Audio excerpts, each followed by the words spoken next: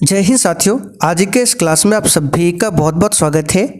तो साथियों, बिहार पुलिस सिपाही की नई भर्ती 2025 के लिए आज आपका पॉलिटी यानी कि भारतीय संविधान का प्रैक्टिस सेट नंबर 9 चलेगा।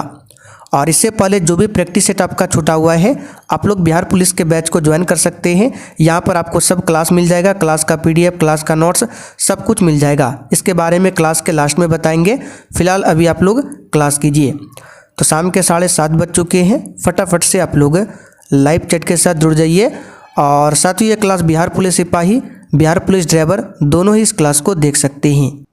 तो साथियों, आज के सेशन का पहला क्वेश्चन देखिए, भारतीय संविधान का कौन सा प्रावधान दल बदल निरोध से संबंध रखता है। चलिए, क्वेश्चन नंबर 1 के लिए आप लोग आंसर बताइए। और देखिए साथियों, प्रत्येक स्टूडेंट को नीचे लाइव चैट में अपना अपना आंसर करना है, जिससे कि आप सभी का प्रॉपर तरीके से रिवीजन भी हो सके। चलिए बताइए, यहाँ पर आंसर क्या होगा। भारतीय संविधान का कौन सा प्रावधान दल बदल निरोध से संबंधित रखता है। तो ये है आपका 10वीं अनुसूची। तो यहाँ पर अगर आपने ऑप्शन बी को टिक किया है तो आपका बिल्कुल सही जवाब है 10वीं अनुसूची। याद कीजिए, 10वीं अनुसूची के बारे में हमने आपको बताया था। इसे संविधान में 52वां संविधान संशोधन 1985 के तहत संविधान में ऐड किया गया था। और साथियों, अनुसूची की बात करें तो वर्तमान में संविधान में टोटल 12 अनुसूचियां हैं, लेकिन जिस समय संविधान लागू हुआ था उस समय 8 अनुसूचियां थी। बाद में 4 अनुसूचियों को जोड़ा गया है। तो जिसमें से 10वीं अनुसूची जो है ये आपका दल बदल कानून से संबंधित है। 8वीं अनुसूची का संबंध किससे है, तो भाषा से है। ठीक है, 8वीं अनुसूची में 22 भाषाओं का उल्लेख मिलता है। चलिए क्वेश्चन नंबर देखिए दूसरा, भारतीय संविधान की धारा 198 में धन विधेयक पारित करने की विधि प्रावधानित है। यदि विधान परिषद धन विधेयक को रोक लेता है तथा इसे वापस करने से मना कर देता है तो कितने दिनों बाद इस विधेयक को दोनों सदनों से पारित माना जाएगा। देखिए, आपको लग रहा होगा क्वेश्चन हार्ड है, लेकिन यकीन मानिए ये क्वेश्चन बहुत ही सिंपल है। केवल यहाँ पर क्वेश्चन का लैंग्वेज बड़ा कर दिया गया है। बाकी इसके बारे में हमने आपको बताया था। धन विधेयक, याद कीजिए, धन विधेयक। ठीक है, तो सबसे पहले जानते हैं धन विधेयक के बारे में किस आर्टिकल में बताया गया है। तो आर्टिकल नंबर 110 में बताया गया है। ठीक है, धन विधेयक को राष्ट्रपति के पूर्व अनुमति से ही धन विधेयक को पारित किया जाता है। कहाँ पारित किया जाता है, लोकसभा में। धन विधेयक पर राज्यसभा का कोई भी अधिकार नहीं होता है। राज्यसभा जो है केवल 14 दिनों के लिए धन विधेयक को रोक सकता है। तो राज्यसभा अगर 14 दिनों के अंदर धन विधेयक की स्वीकृति कर देता है तो ठीक है, नहीं तो क्या होता है, स्वतः ही पारित माना जाता है। तो इस क्वेश्चन में वही बोला गया है कि धन विधेयक पारित होने की विधि प्रावधान है 198 में। ठीक है, यदि विधान परिषद धन विधेयक, यहाँ पे देखिए क्या है, विधान परिषद। तो विधान परिषद देखिए राज्य में होता है और केंद्र में क्या होता है, राज्यसभा होता है। तो जिस प्रकार राज्यसभा काम करता है उसी प्रकार विधान परिषद काम करता है। तो विधान परिषद बोले या फिर राज्यसभा बोले, धन विधेयक को 14 दिनों के लिए ही रोक सकता है। तो यहाँ पर आंसर आपका क्या हो जाएगा, बी ऑप्शन, 14 दिन। अच्छा, यहाँ से क्वेश्चन और बनता है कि वित्त विधेयक के बारे में किस आर्टिकल में बताया गया है। तो आर्टिकल नंबर 117 में वित्त विधेयक है और धन विधेयक आर्टिकल नंबर 110 में है। फिर से रिपीट कर देते हैं, धन विधेयक की जांच केंद्र में कौन करता है, लोकसभा, और राज्य में कौन करता है, तो विधानसभा करता है। और धन विधेयक को राष्ट्रपति के पूर्व अनुमति से पारित किया जाता है। अगला क्वेश्चन देखिए, निम्नलिखित में से किस राज्य में विधानमंडल का ऊपरी सदन या विधान परिषद नहीं है। चलिए, बहुत ही सिंपल क्वेश्चन है। और देखिए साथियों, आप लोग बिल्कुल शुरुआत से क्लास कीजिए, तभी आपको पॉलिटी का क्वेश्चन समझ में आने वाला है। तो आइए इस क्वेश्चन का थोड़ा सा हम डिटेल में डिस्कस करते हैं। तो जिस प्रकार केंद्र में क्या होता है, संसद, उसी प्रकार राज्य में क्या होता है, विधानमंडल। ध्यान से सुनिएगा, ठीक है। जिस प्रकार संसद होता है केंद्र में, उसी प्रकार राज्य में होता है विधानमंडल। संसद के कितने सदन होते हैं? 2 सदन। उसी प्रकार विधानमंडल में भी 2 सदन होते हैं। संसद में पहला होता है लोकसभा, जिसको बोला जाता है निचला सदन। उसी प्रकार विधानमंडल में होता है विधानसभा, और इसको भी कहा जाता है निचला सदन। ठीक है। फिर संसद में एक होता है राज्यसभा, जिसको कहा जाता है ऊपरी सदन। ठीक है, ऊपरी सदन। उसी प्रकार विधानमंडल में होता है विधान परिषद। ठीक है, तो विधानमंडल में एक विधानसभा हो गया, दूसरा विधान परिषद। विधानसभा निचला सदन है, विधान परिषद क्या है? ऊपरी सदन है। लेकिन विधान परिषद की बात करें, ये सभी राज्यों में नहीं है। वर्तमान में भारत में टोटल 6 राज्य है जहाँ पर विधान परिषद मौजूद है। कौन कौन सा राज्य है? तो सबसे पहले तो अपना बिहार हो जाएगा, फिर उत्तर प्रदेश हो जाएगा, महाराष्ट्र हो जाएगा, आंध्र प्रदेश, तेलंगाना और कर्नाटक। इन 6 राज्यों में विधान परिषद है। अब यहाँ से क्वेश्चन बनता है कि विधान परिषद के गठन के बारे में किस अनुच्छेद में बताया गया है? तो याद रखिएगा, अनुच्छेद 169 में विधान परिषद के गठन के बारे में बताया गया है। अच्छा, विधान परिषद की संरचना के बारे में किस आर्टिकल में बताया गया है? तो आर्टिकल नंबर 171 में। संरचना का मतलब होता है कि विधान परिषद में कितना सदस्य होना चाहिए, ठीक है, किस प्रकार से सदस्य होना चाहिए। ये संरचना के बारे में आर्टिकल 171 में बताया गया है और गठन के बारे में 169 में बताया गया है। अच्छा, विधानसभा की बात करें, इसके बारे में किस आर्टिकल में बताया गया है? आप लोग कमेंट करके बताइए। ठीक है, ये क्वेश्चन आपके लिए छोड़ रहे हैं, विधानसभा के बारे में किस आर्टिकल में बताया गया है। अब यहाँ से और क्वेश्चन बनता है, आपको बता देते हैं। पूछा जाता है कि विधान परिषद में न्यूनतम कितने सदस्य हो सकते हैं? तो इसमें न्यूनतम 40 सदस्य हो सकते हैं। और विधान परिषद में मैक्सिमम कितने सदस्य हो सकते हैं? तो ध्यान से सुनिएगा, यहीं से क्वेश्चन बनता है और बच्चे अक्सर यहाँ से फंसते हैं। तो विधान परिषद में न्यूनतम पूछे तो 40 सदस्य, लेकिन अगर अधिकतम पूछे तो विधानसभा, ये जो विधानसभा है निचला सदन, इसमें जितने भी सदस्य होंगे, ठीक है, विधानसभा के कुल सदस्य का 1/3 यानी 1/3 से अधिक सदस्य नहीं हो सकता है विधान परिषद में मैक्सिमम। फिर से रिपीट कर देते हैं, विधान परिषद में अधिकतम कितने सदस्य हो सकते हैं? तो विधानसभा के कुल सदस्य का 1/3, इससे अधिक नहीं हो सकता है, और न्यूनतम कितना? 40। ठीक है, तो उम्मीद करते हैं ये सब चीज़ आपको समझ में आ गया होगा। तो यहाँ पर इसका आंसर आपका हो जाएगा पश्चिम बंगाल, यहाँ पर विधान परिषद नहीं है। चलिए आगे देखते हैं क्वेश्चन नंबर 4। सामान्यतः विधानमंडल के ऊपरी सदन के सदस्यों की कुल संख्या निचले सदन की कुल संख्या की क्या होनी चाहिए? अगर आप इस क्वेश्चन को अच्छे से समझ गए हैं तो इसका आंसर बताइए क्या होगा। तो यहाँ पर देखिए, सामान्यतः विधानमंडल, ठीक है, जिस प्रकार केंद्र में संसद उसी प्रकार राज्य में विधानमंडल। तो विधानमंडल का ऊपरी सदन क्या होगा? तो अभी हमने आपको बताया था, यहाँ पर देखिए विधानमंडल का ऊपरी सदन विधान परिषद। तो यहाँ पर विधान परिषद की बात की जा रही है। तो विधान परिषद के सदस्यों की कुल संख्या निचले सदन यानी कि विधानसभा की कुल संख्या का कितना होना चाहिए? तो अभी हमने आपको बताया था 1/3 होनी चाहिए। तो यहाँ पर बी ऑप्शन आपका सही जवाब है, ध्यान रखिएगा। अगला क्वेश्चन, प्रथम लोकसभा के स्पीकर कौन थे? चलिए क्वेश्चन नंबर 5 के लिए आप लोग आंसर कीजिए। और देखिए, जो भी साथी चैनल पर पहली बार आए हैं और आप बिहार पुलिस 2025 के लिए बिल्कुल इसी प्रकार से फुल डिस्कशन के साथ सब्जेक्ट वाइज क्लास चाहते हैं, तो इसके लिए आप लोग जो बिहार पुलिस का बैच है ज्वाइन कर सकते हैं। बैच के बारे में जानकारी चाहिए तो ये व्हाट्सअप नंबर है, इस पर मैसेज करके आप लोग बैच के बारे में जानकारी ले सकते हैं। तो प्रथम लोकसभा के स्पीकर कौन थे? तो इसका आंसर हो जाएगा जी.वी. मावलंकर। क्या हो जाएगा? जी.वी. मावलंकर। अच्छा, अगर आपसे पूछे लोकसभा के प्रथम उपाध्यक्ष कौन थे? तो याद रखिएगा अनंत सैनम अयंगर। कौन थे? सिर्फ यहाँ पे बता देते हैं, सुन लीजिए, अनंत सैनम अयंगर लोकसभा के कौन थे? प्रथम उपाध्यक्ष। अच्छा, लोकसभा में प्रथम महिला अध्यक्ष कौन थी? तो मीरा कुमार। देखिए, भले ही कुमार है लेकिन महिला थी, ठीक है। तो लोकसभा के प्रथम महिला अध्यक्ष मीरा कुमार। यहाँ पर देख सकते हैं, ये आपका बिहार पुलिस का बैच है, इसके बारे में क्लास के लास्ट में आपको डिटेल में बताएंगे। बाकी ये व्हाट्सअप नंबर है, इस पर मैसेज करके आप लोग जानकारी ले सकते हैं। किस वर्ष सिक्किम भारतीय संघ का 22वां राज्य बना था? और बूस्टर जीके में आपका जिन्होंने बैच ले रखा है आपको बता देते हैं, नोट्स नंबर 31 अपलोड कर दिया है। और स्पेशल बिहार जीके में टोटल 5 नोट्स अपलोड किए हैं, तो पूरा कंप्लीट कीजिए। यहाँ से क्वेश्चन आपके एग्जाम में 100% आएगा, ठीक है।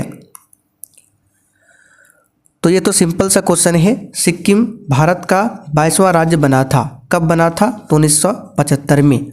डी ऑप्शन यहाँ पर आपका सही आंसर है। राज्यसभा के संदर्भ में निम्नलिखित में से कौन सा कथन सही नहीं है? और साथियों यहाँ पर ध्यान दीजिए, क्वेश्चन के साथ जितने भी एक्स्ट्रा क्वेश्चन बताते हैं, जैसे कि यहाँ पर हमने बताया, ये सब आपको लिखा हुआ मिलेगा पूरा डिटेल में। कहाँ पर मिलेगा? तो इसी बैच में, ठीक है। ये जो बूस्टर नोट्स है इसी में डेली दिया जाता है।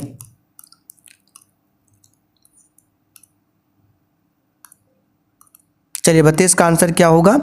राज्यसभा के संदर्भ में कौन सा कथन सही नहीं है? तो देखिए, राज्यसभा एक अस्थायी संस्था है, बिल्कुल सही है। इसके 1/3 सदस्य प्रत्येक 2 वर्ष पर रिटायर होते हैं। कल ही हमने आपको बताया था, राज्यसभा के सदस्यों का कार्यकाल 6 वर्षों का होता है, ठीक है। और इसी 6 वर्ष में प्रत्येक 2 वर्ष के अंतराल पर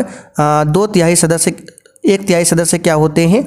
वो रिटायर होते हैं। कल इसके बारे में हमने डिटेल में डिस्कशन किया था, तो ये भी कथन सही है। राज्यसभा का गठन 1958 में हुआ था, ये गलत है। कल ही हमने आपको बताया था राज्यसभा का गठन 3 अप्रैल, ठीक है, 3 अप्रैल 1952 को हुआ था। और लोकसभा का गठन 17 अप्रैल 1952 को हुआ था। तो सी वाला ऑप्शन जो है ये कथन सही नहीं है। बाकी राज्यसभा के 12 सदस्य राष्ट्रपति द्वारा मनोनीत होते हैं, ये कथन सही है। अगला क्वेश्चन, शराबबंदी संविधान के किस धारा में निर्देशित है? चलिए क्वेश्चन नंबर 9 के लिए आप लोग आंसर कीजिए। और देखिए, जो भी साथी बिल्कुल शुरुआत से पॉलिटी क्लास कर रहे हैं, अब उनके लिए ये सब क्वेश्चन बहुत ही आसान हो गया होगा। इसलिए साथियों आप लोग भी रेगुलर क्लास कीजिए। पॉलिटी में टोटल आपका 9 प्रैक्टिस सेट आज कंप्लीट हो जाएगा। ज्योग्राफी में लगभग 7 प्रैक्टिस सेट और साइंस में लगभग आपका 17 प्रैक्टिस सेट कंप्लीट हो चुका है। बाकी हिस्ट्री का भी क्लास आपका बहुत ही जल्द स्टार्ट हो जाएगा। स्पेशल बिहार जीके का भी स्टार्ट होगा इसी प्रकार फुल डिस्कशन के साथ में। और जिसका भी ये सब क्लास छूटा हुआ है, तो जैसे ही बिहार पुलिस बैच को ज्वाइन करेंगे, वहाँ पर आपको सब क्लास मिल जाएगा। क्लास का PDF आंसर के साथ, क्लास का नोट्स, क्वेश्चन बैंक, ये सारा कुछ आपको मिल जाएगा। तो शराबबंदी संविधान के किस धारा में निर्देशित है? तो इसका आंसर होगा धारा नंबर 47। ए ऑप्शन आपका सही जवाब है।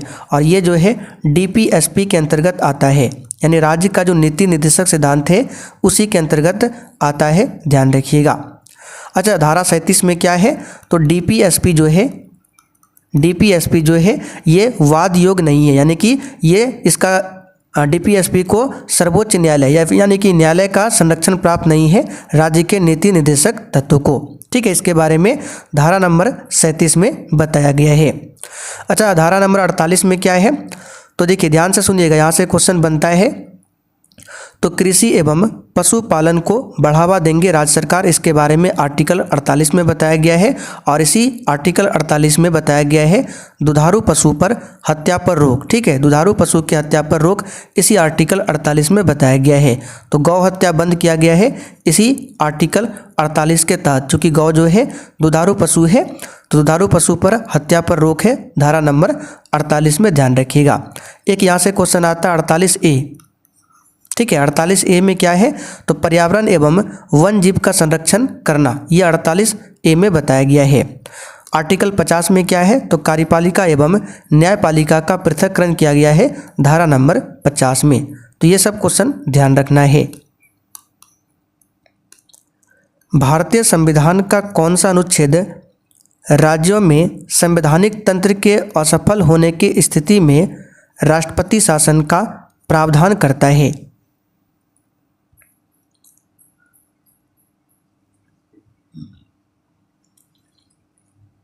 तो इसका आंसर हो जाएगा आर्टिकल नंबर 356, ठीक है।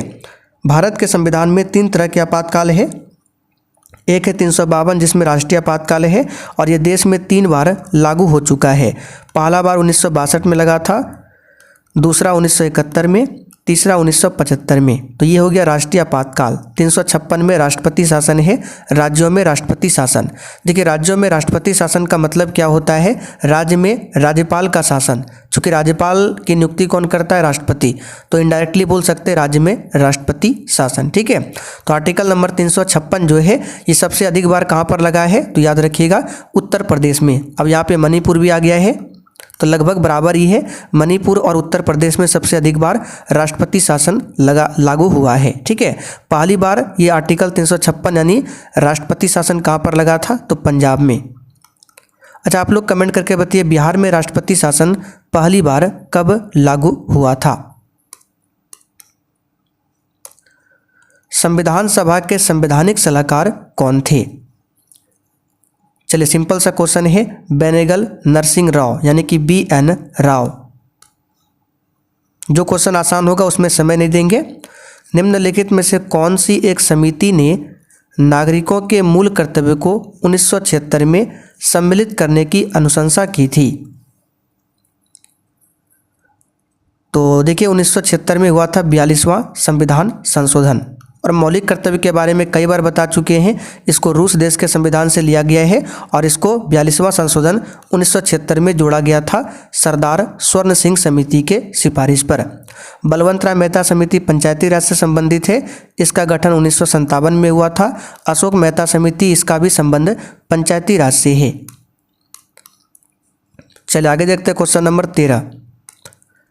सर्वोच्च न्यायालय का न्यायाधीश अपना पद त्याग कर सकता है पत्र लिखकर। तो ये बता चुके हैं राष्ट्रपति को। ठीक है, सर्वोच्च न्यायालय के वर्तमान में जज कौन है, तो संजीव खन्ना।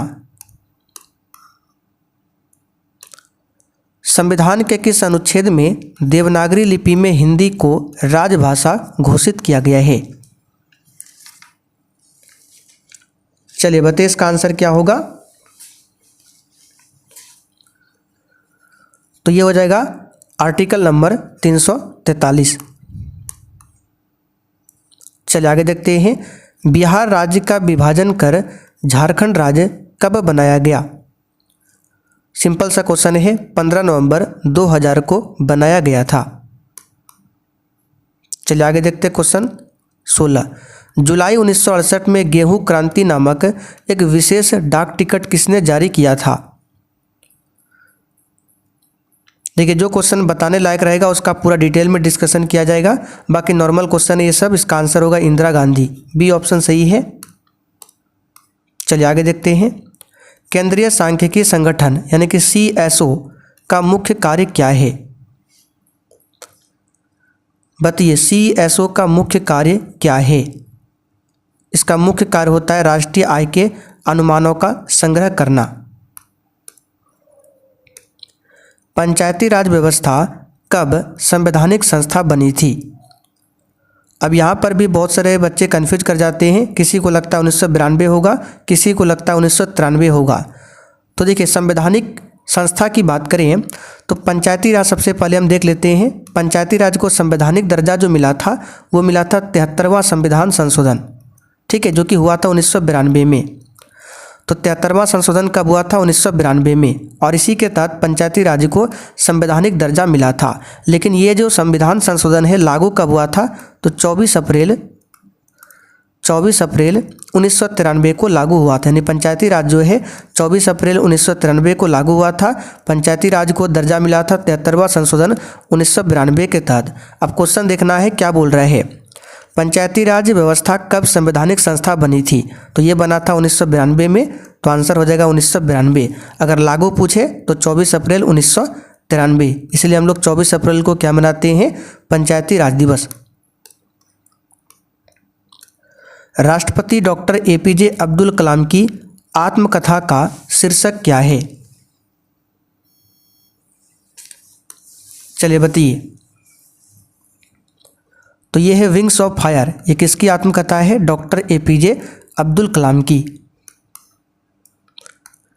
निम्न के कारण उत्पन्न हुए लोगों के अहित के किसी भी मामले में जनहित याचिका का प्रयोग किया जाता है।